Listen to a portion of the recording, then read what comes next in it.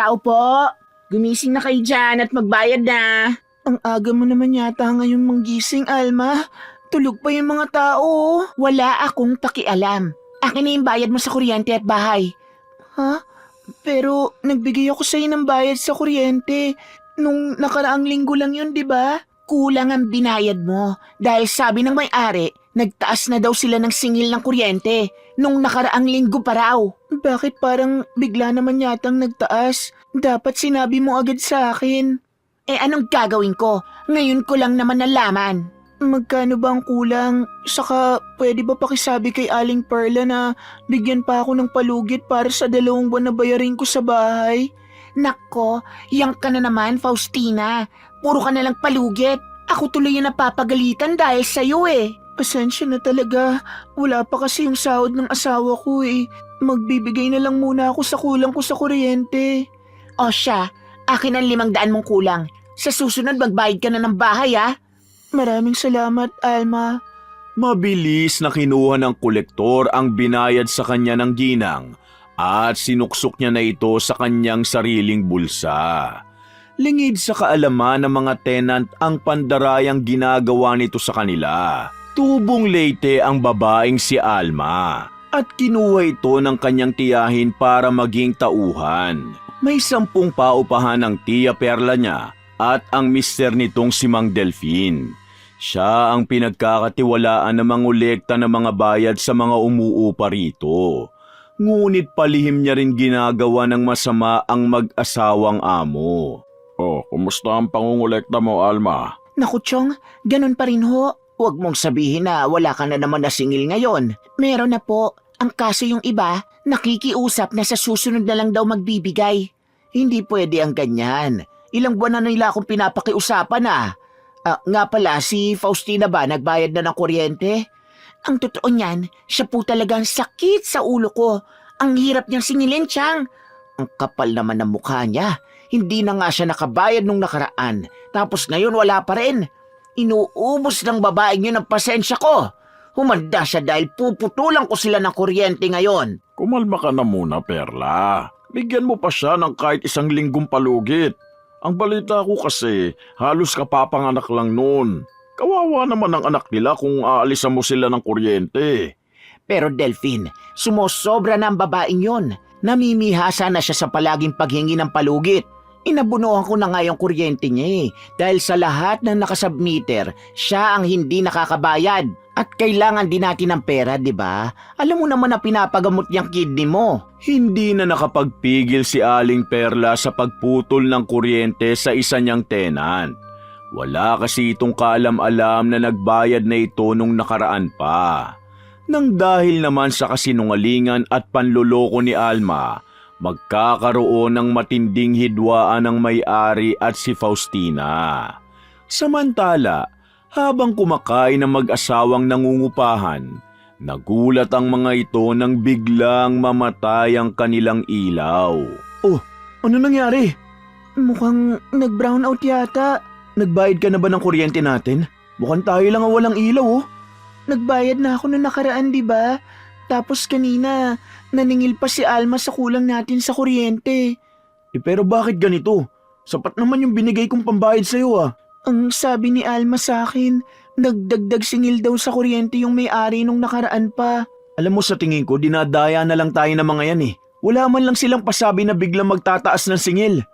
Simeon, nagigipit na tayo dahil sa mga bayarin natin. Sana makasahod ka na ngayong darating na linggo. Oo, ako nang bahala sa mga yan. Alagaan mo lang yung mga anak natin na maayos. Kapag hindi pa rin nagkaroon ng ilaw mamaya, pupuntahan ko na si Aling Perla. Dapat lang. Saka hindi na tama yung ginagawa nila sa atin. Palagi na lang nagtataas ng singil. Kaya paano tayo makakabayad ng buo? Tapos nilalagyan pa nila ng interes. Labis ang pagkadismaya ni Simeon. Pinagpatuloy na lang nila ang pagkain nila. Lumipas ang ilang oras, hindi pa rin sila nagkakaroon ng kuryente. Gusto sanang puntahan ni Faustina ang may-ari ng paupahan, ngunit nagkataon naman na nilalagnat ang kanilang anak. Kaya nagpasya na lamang ito na ipagpabukas na ang pagpunta ron. Kinabukasan, Nagising silang mag-asawa sa malakas na pagkatok ni Aling Perla. Hoy, Faustina! Buksan mo itong pintuan! Aling Perla, magdahan-dahan naman po sana kayo sa pagkatok. Nagugulat kasi ang anak ko eh. Wala akong pakialam. Ibigay mo na sa akin ang bayad mo sa 2 buwan sa bahay at kuryente. Ho? Pero nakapagbayad na ako sa kuryente nung nakaraang linggo pa. Tapos humingi pa sa akin si Alma ng 500 na kulang ko daw. Huwag mo akong pinaglololoko. Walang binibigay sa akin si Alma na bayad mo. Nagsasabi po ako ng totoo, Aling Perla. Kung gusto niyo, tanungin pa natin siya ngayon. Nagsasabi ng totoo ang asawa ko, kaya huwag niyo siyang sigawan at ipahiya sa mga kapitbahay. Sinasabi niyo ba na sinungaling ang pamangkin ko? Baka naman ginagawa niyo lang ito para hindi makapagbayad sa akin. Huwag niyo kami pinaparatangan. Sa totoo lang sumusobra na kayo eh. Paano kami makakabayad ng buo sa inyo kung sa tuwing magbabayad kami, nagtataas kayo ng singil, tapos nilalagyan niyo pa ng interes? Ha? Anong pinagsasasabi mo? Hindi ako naglalagay ng tubo sa mga bayarin niyo sa akin. Kung ganun, bakit palagi may dagdag ang mga binabayad namin sa inyo? Alam niyo mas mainam pa, si Alma na lang ang tanungin niyo tungkol dito. Tigilan niyo nga ako mag-asawa ha. Hindi niyo ako mapapapaniwala sa mga kasinungalingan niyo. Magbabayad ba kayo ngayon o aabot pa tayo sa barangay? Pero, Aling Perla, magkano na lang ho ang natitira sa amin ngayon eh? Pambili na lang po sana ito ng gatas ng anak namin. Huwag niyo na akong dramahan, pwede ba? Magbigay na lang kayo ngayon sa akin. At sa darating na linggo naman, bayaran niyo ang 2 buwan na utang niyo sa bahay. Opo, Aling Perla. Walang nagawa si Faustina kundi magpakumbaba na lamang. Ngunit ang asawa nito ay patuloy na naghihimutok sa galit. Subalit wala rin itong magawa. Samantala, ang mag-asawang may-ari ng paupahan ay kinumpronta ang kanilang pamangkin na pinagkakatiwalaan. Sabihin mo nga, Alma, totoo ba ang sinasabi ng mag-asawang tenant na yon? Nagbayad na raw sila ng kuryente nung nakaraan pa. Naglalagay ka rin daw ng interes sa mga bayarin nila. Nako, sinungaling po mag-asawang yon. Gumagawa lang sila ng dahilan para hindi makapagbayad. Kaya kung ako sa inyo, paalisin nyo na lang sila. Pagkatapos silang bayaran ng 2 buwan na pagkakautang sa bahay. Yan talaga ang gagawin ko. Sakit sila sa ulo. Parang sobra naman yata yan. Kung makapagbayad man sila, dapat hayaan natin na manatili ang mag-asawa ron. Ano ka ba naman, Delphine? Pinaglololoko na nga nila tayo eh. Tapos mabait ka pa rin sa mga yon? Naawa lang ako sa kanila. Dumaan din kasi tayo sa kagipitan eh. Kaya nauunawaan ko ang sitwasyon nila. Wala akong pasensya sa mga sinungaling na tulad nila. Tama lang po ang gagawin niyo tiyang sa mag-asawa na yon para hindi mamihasa. Pag-uudyok pa ni Alma sa kanyang tiyahin at hindi talaga nito inamin ang kanyang pandaraya. Pagkalipas ng 1 linggo, muling bumalik si Aling Perla kasama ang katiwalang pamangkin sa bahay ng mag-asawang tenant. Pagkarating naman ng mga ito roon, nakita nilang natataranta na si Faustina at Simeon dahil sa anak nila nakatatapos lang atakihin ng kumbulsyon. Ngunit ipinagsawalang bahala ito ng may-ari ng paupahan. Nasaan ang bayad niyo sa bahay? Naku, Aling Perla, makikiusap po sana ulit ako sa inyo. May sakit po ang anak namin at kailangan niyang maisugod sa ospital. Baka pwede po na sa susunod na linggo na lang kami magbayad. Tumigil ka na, Faustina. Nauubos na talaga ang pasensya ko sa'yo. Ano, magbabayad ka ba o magpapatawag na ako ng pulis para ipahuli na kayo? Magbayad na kasi kayo para hindi na tayo umabot doon. Teka, Alma, bakit hindi mo sinabi kay Aling Perla na nagbayad na kami ng ilaw noong nakaraang linggo pa? Saka, aminin mo na rin ang paglalagay mo ng interes sa binabayaran namin ng mga nangungupahan dito. Anong sinasabi mong baliw ka? Huwag mo nga akong gawa ng issue para lang hindi kayo makabayad sa tiyahin ko. Sinungaling ka. Ayaw mong aminin ang pandaraya mo dahil natatakot kang palayasin ni Aling Perla. Tiyang, paalisin mo na yung mga yan dito. Kung ano-ano na lang ang mga sinasabi. Palibhasa, ayaw magbayad. Ano, hindi kayo magbabayad? Inuubos nyo na ang oras ko. Bigay mo na yung pera, Faustina. Nakakahiya na tayo sa mga kapitbahay. Pero, paano yung anak natin? Sige na, didiskarte na lang ako. Akin ang bayad nyo. Ito na ho. Simulan nyo na mag-impake ngayon dahil palalayasin ko na kayo. Ha? Bakit naman po? Nagbayad naman kami sa inyo Pahirapan kayong singilin kaya umalis na kayo. Marami pang karapat-dapat na tenant sa bahay na to, no? Kesa sa inyo. Kaya umalis na kayo para maparentahan na ulit. Wala kayong puso. Lalo ka na, Alma. Alam mo kung lalaki ka lang, baka nabigwasan na kita. Subukan mo lang dahil sa kulungan ka mabubulok. May araw ka rin, Alma. Tandaan mo yan. Umalis na nga kayo. Ang dami niyo pa sinasabi. Wala nang nagawa ang mag-asawang tenant kundi lumayas na lamang sa kanilang inuupahang bahay. Pagkaalis nila ron, nagtungo naman sila sa ospital para ipatingin ang kanilang anak. Mataas pa rin kasi ang lagnat nito at muling inatake ng kumbulsyon. Mabilis naman itong inasikaso ng doktor, subalit binawian din ito ng buhay dahil sa sakit na pneumonia. Sa pangyayaring yun, nakaramdam ng matinding galit si Faustina. Sinisisi niya ang kolektor sa pagkamatay ng anak nila ni Simeon. Umiiyak ito habang hinihintay ang release ng bata sa morgue. Maya-maya pa, lumapit sa kanya ang mister at nagpaalam na aalis na muna at babalik din mamaya. Saan ka ba pupunta at nagmamadali ka? Hindi mo ako pwedeng iwan dito dahil baka bumigay na ako. Faustina, kailangan ko maghanap ng matutuluyan natin. Pupunta ako sa kaibigan ko at makikiusap na sa kanya na muna tayo manatili. Ganun ba? O siya, sige. Pero bumalik ka rin agad Oo naman. Hintayin mo lang ako rito habang inaasikaso ang anak natin. Mag-iingat ka, Simeon. Bumubuho sa mga luha ng ginang habang papalayo sa kanya ang mister. Labis na kasi itong napanghihinaan ng loob.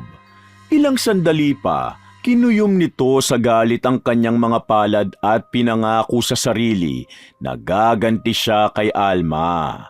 Naging malalim na ang pagkasuklam niya rito dahilan para makaisip siya ng masama.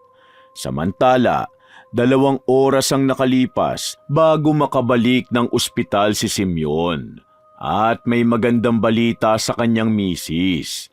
Sinabi nito na maaari na silang manirahan sa bahay ng kaibigan niya at naging maayos naman ang pagtanggap sa kanila roon. Labis namang natuwa si Faustina dahil maibuburol nila ang anak sa maayos na lugar. Nang mailabas naman ang bata, sa karton na lamang nila ito nilagay. 1 araw lang ang naging lamay ng kanilang supling at inilibing din agad ito. Nang matapos yun, sinubukan ng babae na aliwin ang sarili nito. Naglinis siya sa tahanan ng kanilang pansamantalang tinitirhan at hindi sinasadya na mabuksan niya ang silid ng matandang ina ng lalaking tumulong sa kanilang mag-asawa. Nakita niya sa silid nito ang mga kagamitan sa pangungulam. Anong ginagawa mo rito? Wala ho. Kung ganon, umalis ka na sa kwarto ko. Sandali lang po.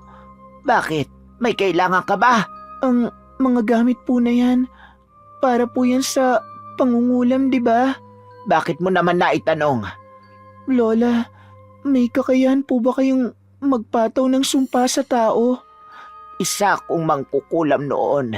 Pero ngayon itatapon ko na mga ito. Gusto ko nang talikuran ang kakayahan ko. Huwag po muna.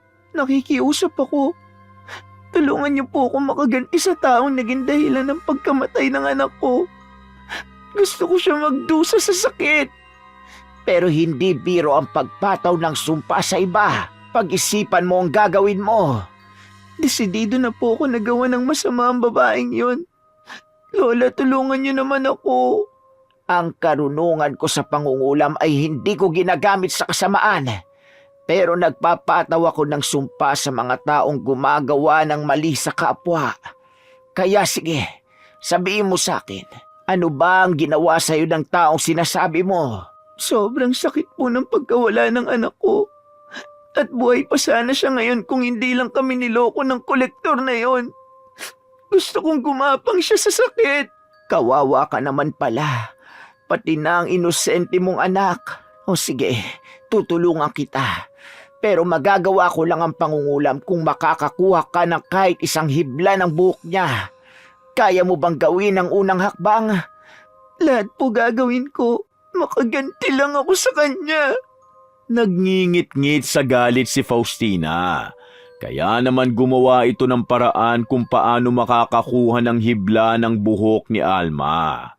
Nagtungo siya sa dati nilang tinitirhan at nang makita niya roon ang mandarayang si Alma, agad niya itong inatake. Wisit kang babae ka! Ano bang problema mo? Nagtatanong ka pa? Ikaw ang dahilan kung bakit namatay ang anak ko. Humanda ka dahil pahihirapan kita. Ano ba? Nababaliw ka na talaga. Anong kinalaman ko sa pagkamatay ng anak mo? Kung inamin mo lang ang panlulokong ginawa mo sa amin, hindi kami palalayasin ni Aling Perla. Naagapan din sana ang buhay ng anak ko. Ang kapal naman ng mukha mong isisi sa akin ng mga yan. Wala akong alam sa mga pinaparatang mo. Matuto kasi kayo magbayad para hindi kayo napapalaya sa tinitiran nyo. Sira ulo ka pala eh. Hindi kami mapapalayas kung binibigay mo lang sana kay Aling Perla yung binabayad namin sa'yo. Humanda ka dahil magdurusa ka sa matinding sakit. Direktang nakatingin si Faustina kay Alma at pinakita niya rito ang kanyang labis na pagkasuklam.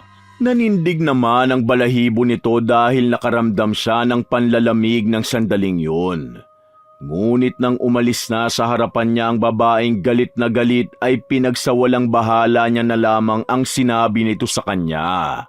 Subalit lingid sa kanyang kaalaman ang masamang ganti nito. Isang araw lang ang lumipas, nakaramdam na siya ng matinding pananakit ng sikmura. Napansin naman agad ng mag-asawang Aling Perla at Mang Delphine ang pabalik-balik niya sa banyo. Ano ba nangyayari sa'yo, Alma? Kanina ka pa yata hindi mapakali. Bigla po kasing sumakit ang tiyan ko. Hindi ko nga alam kung bakit eh. Ano ba ang mga kinain mo? Lugaw lang po sa kabilang kanto. Inuman mo na lang yan ng gamot dahil kailangan mo mangolekta ngayon ng bayad. Opo, Chang.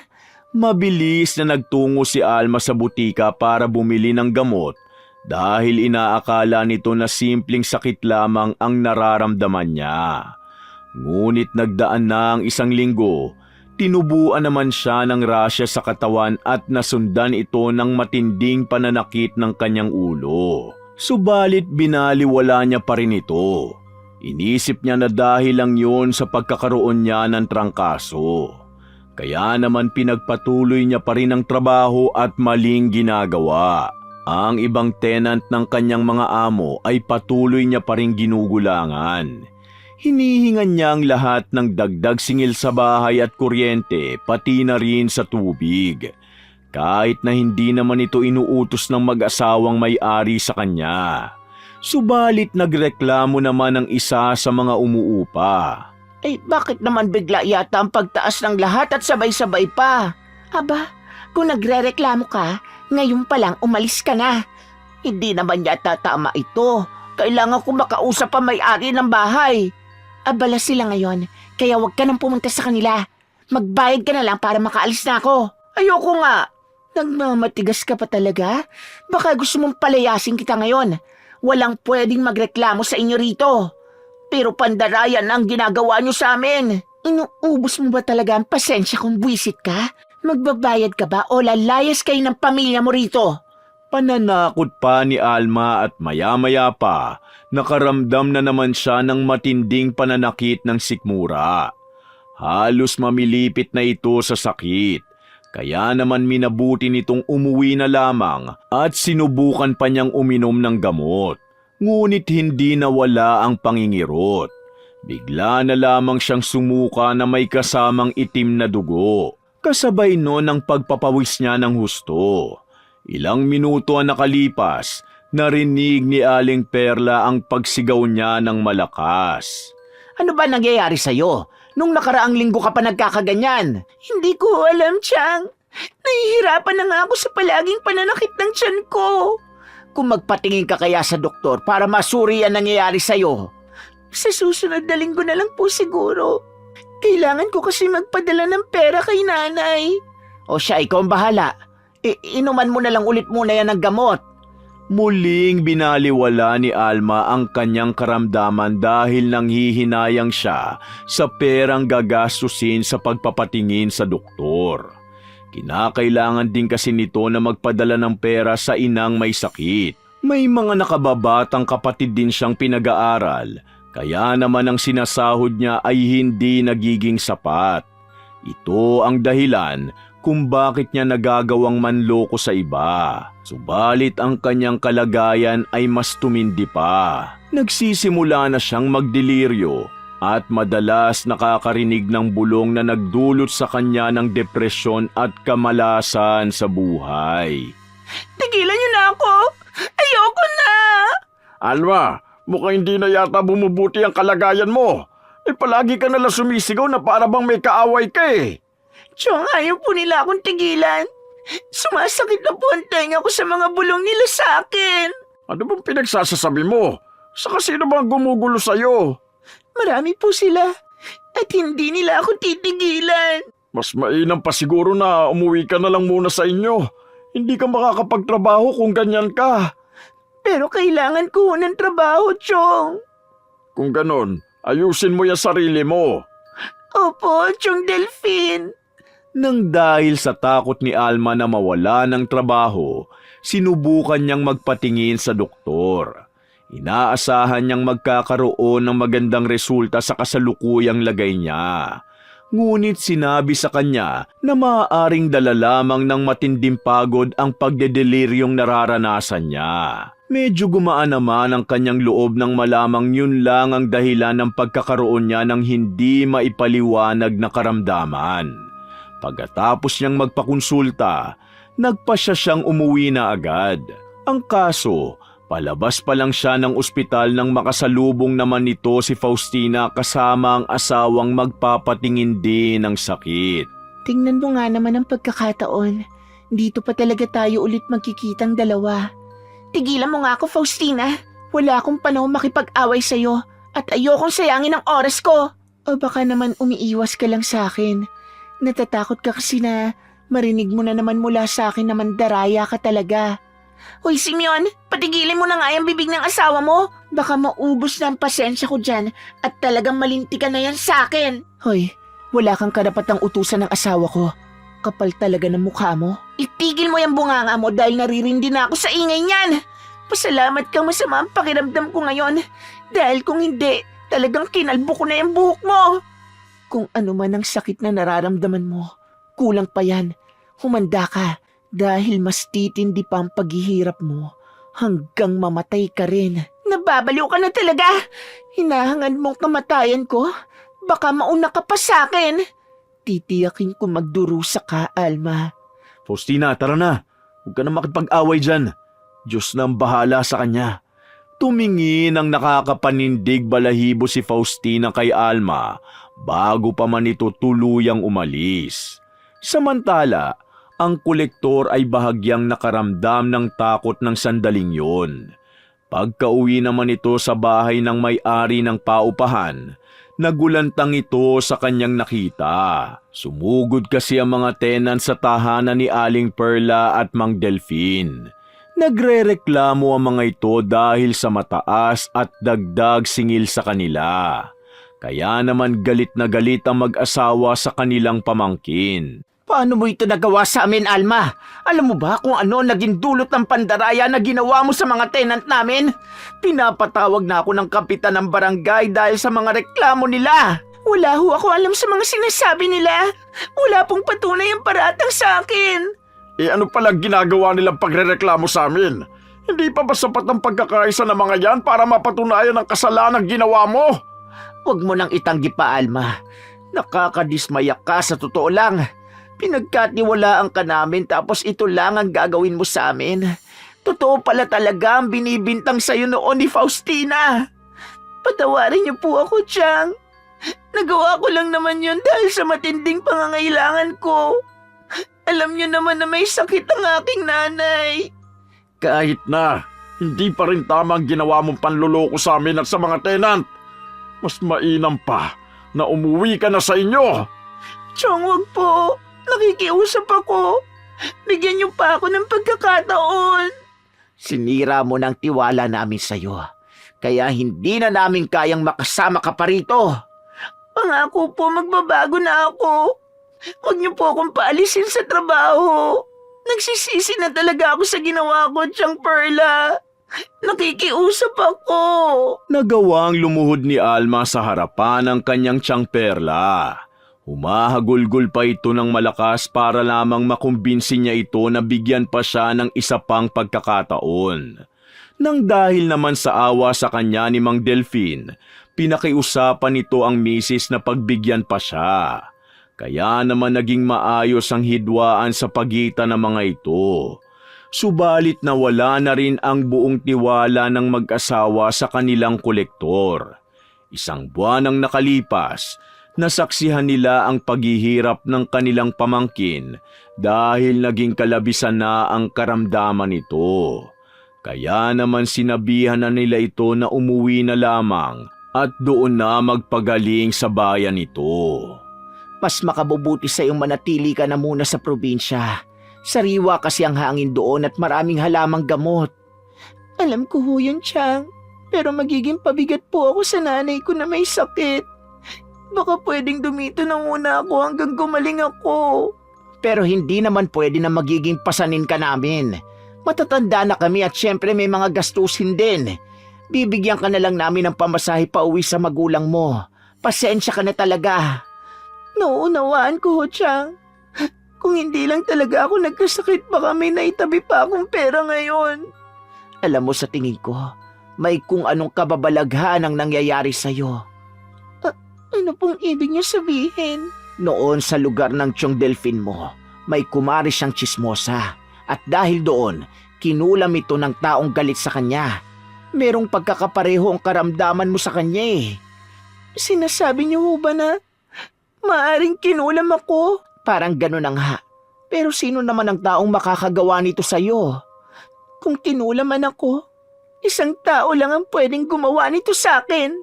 Napabuntong hininga si Alma ng sandaling yun. Naisip niya na baka kinulam nga siya. At tanging si Faustina lamang ang alam niyang makakagawa ng ganong kasamaan sa kanya. Kaya naman kahit nangihina ang katawan nito, sinubukan niyang hanapin ang babaeng tenant noon ng kanyang tiyahin. Nagtungo siya sa trabaho ng asawa ng babae, ngunit nalaman niya na hindi na ito doon pumapasok. Subalit sinabi naman sa kanya na makakilala ng lalaki kung saan ito kasalukuyang naninirahan. Nang dahil sa pagiging desperada niya, natuntun din ito ang babaeng si Faustina. Anong ginagawa mo rito? Nasaan ang asawa mo? Nandito ako. Bakit mo ko hinahanap? Umamin ka ngang hayop ka. Ikaw ba nagkulam sa akin? Sumagot ka! Paano kung ako nga? Anong gagawin mo? Uubusin ko lang naman ang buhok mong gaga ka. Ang lakas ng loob mong gawan ako ng masama. Nararapat lang sa iyong ginawa ko. Sa ngayon, kabilang mata mo pa lang ang namamaga. Pero hindi magtatagal. Mawawalan ka na rin ng paningin. Malala na talaga ang sapak mo sa utak. Tigilan mo na ang pagpapahirap sa akin dahil nauubos na talaga ang pasensya ko sa iyo. Hindi ako hihinto hanggang mamatay ka. Talagang hinahamon mo kung buwisit ka? Hindi na nagawang makapagtimpi ni Alma at sinugod na nito ang babae. Ang kanilang pag-aaway ay nagdulot ng matinding sakitan. Nagkaroon ng maraming sugat sa mukha ang kolektor dahil sa matutulis na kuko ng dating tenant ng kanyang tiyahin.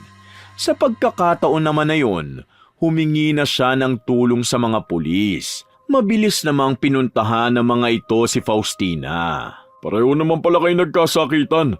Bakit hindi na lang kayo humingi ng tawad sa isa't isa? Ayoko, dahil gusto ko managot ang babae nga sa ginawang pagkulam sa akin. Ma'am, hindi po natin siya pwedeng kasuhan dahil lang sa sinasabi niyong kinulam ka niya. Hindi naman po tinatanggap sa korte ang ganyang paratang eh. Ang tibay na mukha mo, Alma. Ikaw na nga itong unang nanugod at nanakit sa akin. Nagawa mo pang tumawag ng mga pulis. Kung may dapat mang kasuhan dito, ikaw yun at hindi ako. Magkasundo na lang po kayo para nang sa ganoon, hindi na tayo makaabala pa sa iba. Pero inamin ng babaeng yan ang ginawa niyang pangungulam sa akin. Hindi pa ba sapat yun para managot siya? Pasensya na, ma'am. Pero hindi talaga natin siya pwedeng kasuhan dahil lang sa pangungulam niya sa inyo. Kung kakasuhan niyo po siya, may karapatan din po siya magkaso sa inyo dahil nasaktan din po siya eh. Tapos kayo pa palang unang nanugod sa kanya. Natahimik ang kolektor sa sinabi na yon sa kanya ng police officer. Nawalan nito ng pag-asa na managot ang babae sa ginawa nito sa kanya. Ang pangyayari naman na yon ay nagpalalim pa ng galit ni Faustina sa kolektor. Kahit kailan, hindi niya na ito mapapatawad pa. Samantala, ang karamdaman na dinaranas ni Alma ay naging sukdula na. Nawalan na ng lakas ang katawan niya at nagkaroon na rin siya ng impeksyon sa baga. Nang dahil sa pangungulam sa kanya, pinapahina nito ang kanyang resistensya na nagiging dahilan naman para magkaroon ng mas komplikadong kondisyon. Nauubos na rin ang buhok niya at ang mga balat ay nagkabitak-bitak na. Sa kalagayan niyang yun, dinala na siya ni Aling Perla sa ospital dahil sa labis na awa nito sa kanya. Muli siyang sinuri ng mga doktor, ngunit bigo ang mga ito na malaman ang pinagmula ng kanyang sakit. Sa tingin ko, malabo nang magamot ka nila rito. Kaya magagawa mo na lang talaga. Humingi ka ng tawad sa taong nagawan mo ng masama. Wala naman akong ginawang kasalanan sa babaeng baliw na yon. Kaya hindi ako hihingi ng tawad sa kanya. Kahit na maaari mo ito ikamatay. Alma, nandito ko dahil naaawa ako sa iyo. Pero kung hindi mo gagawin ang paghingi ng tawad, bahala ka na sa buhay mo. Ito na ang huling beses na tutulungan kita. Labis na nalungkot si Alma sa sinabing yon ng kanyang tiyahin. Kaya naman naisip nito ang kanyang kalagayan. Kapag namatay siya, paano na ang kanyang inang may sakit? Wala na itong maaasahan bukod sa kanya. Kaya naman kinabukasan, nakiusap siya sa kanyang tiyahin na samahan sa bahay ng mag-asawang tenant nito noon. Maglalakas loob na siyang humingi ng tawad kay Faustina. Oh, ano na naman ang ginagawa mo ritong mandaraya ka? Faustina, nakikiusap ako. Hayaan mo nang humingi ng tawad sa iyo si Alma. Noon nagmamakaawa ako sa inyo na huwag kaming palayasin. Pero anong ginawa niyo? Hinamak at pinagtabuyan niyo kami. Tapos ngayon, hihingin niyo sa akin na magpatawad ako? Bakit ko gagawin yon? Faustina, nagmamakaawa ako. Patawarin mo na ako. Inaamin ko na ang kasalanan na ginawa ko sa iyo. Nagsisisi na rin ako sa mga ginawa ko sa inyo. Kung gusto mo, lumuhod pa ako.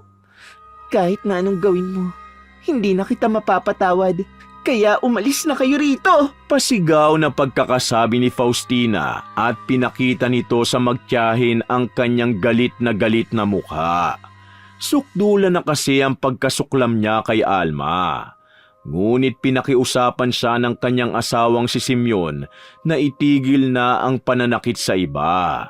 Sinabi nito sa kanya na kahit kailan, hindi sila magiging masaya kung may masamang ginagawa sa kapwa. Gusto na ng mister niyang magpakalayo na lamang sila at muling makapag-umpisa. Sa labis na pagmamakaawa ng lalaki sa misis at kay Lola Leona, nakiusap na ang kanyang may bahay sa matanda na tapusin na ang pagpapahirap sa mandaraya. Pagkatapos noon, nagpasya na silang magtungo sa probinsya para roon na manirahan. Nagdaan ang ilang linggo, unti-unti nang bumuti ang kalagayan ng dating mandarayang kolektor. Mukhang maayos ka na yata ngayon, Alma. Nawala ng ibang pamamaga sa ibang parte ng katawan mo. Oo nga po, Chong eh. Hindi ko alam kung bakit bigla nilang bumuti ang lagay ko. Baka naman pinatawad ka na ni Faustina. Ang sabi kasi ng iba, kusang mawawala ang karamdaman ng taong kinulam kapag pinatawad na ito ng mismong may gawa nito. Pero ang sabi ni Faustina, hindi niya ako mapapatawad. Naging palaisipan kay Alma ang unti-unti niyang paggaling. Dahil nang huli niyang makausap ang babaeng nagpakulam sa kanya, mababaka sa mukha nito ang matinding galit. Pagkalipas pa ng 1 buwan, tuluyan ang naghilom ang mga sugat niya sa katawan at nawala na rin ang karamdaman. Hindi pa man siya lubusang napapatawad ni Faustina, minabuti na ng ginang na bawiin ang sumpa sa kanya para makapamuhay na rin ito ng tahimik at maayos. Ang paggawa ng kasamaan sa iba ay magdudulot ng matinding problema na magbibigay sa atin ng matinding sakit at pagdurusa. Kaya naman palagi nating iisipin na gumawa ng mabuti sa ating kapwa. Wakas!